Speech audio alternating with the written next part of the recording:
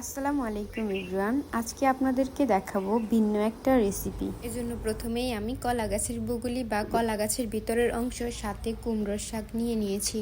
এগুলোকে কেটে আমি ভালোভাবে পরিষ্কার করে নিয়েছি। এরপর আমি চুলোয় বসিয়ে দিব একটা পাত্র, এর ভিতরে দিয়ে দিব পরিমাণ মতো তেল, দিয়ে দিচ্ছি পেঁয়াজ কুচি, এরপর সাথে দিয়ে দিব 1 টেবিল চামচ রসুন বাটা, কয়েকটা কাঁচামরিচ, এরপর দিয়ে দিচ্ছি 1 টেবিল চামচ হলুদের গুঁড়া, 1 টেবিল চামচ মরিচের গুঁড়া। মশলাটাকে একটু নেড়ে চেড়ে নিচ্ছি যাতে পুড়ে না যায়। এরপর এর সাথে 1 কাপ পরিমাণ পানি অ্যাড করে নেব।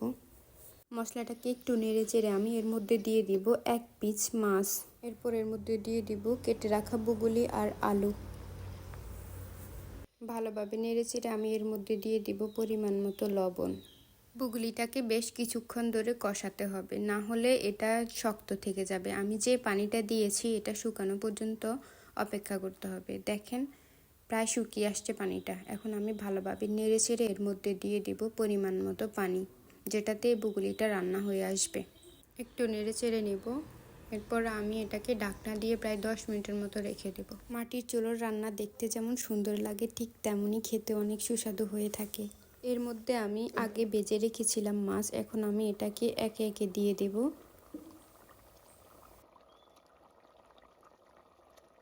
মাছটা দেওয়া শেষে আমি যে কুমড়োর শাকে বুগুলিটার মধ্যে দিব সেটাকে এখন দিয়ে দিব। প্রায় রান্নাটা হয়ে আসছে, এই জন্য আমি এখন শাকটা দিয়ে দেব। আমি কুমড়োর শাকটা দিয়ে ভালোভাবে নেড়ে চেড়ে নেব আর এটাকে বুগুলির সাথে মিশিয়ে নেব।